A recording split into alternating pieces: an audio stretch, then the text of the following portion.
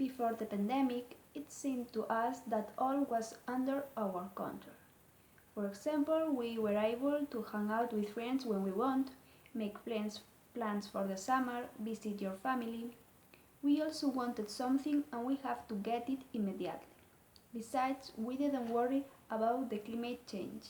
We thought only of ourselves. Now, with the coronavirus in our lives, we can value what is essential and what no. Do you really need some new trainers?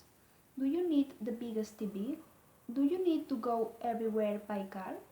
Do you prefer to stay at home watching series or playing PlayStation instead of enjoying a beautiful day?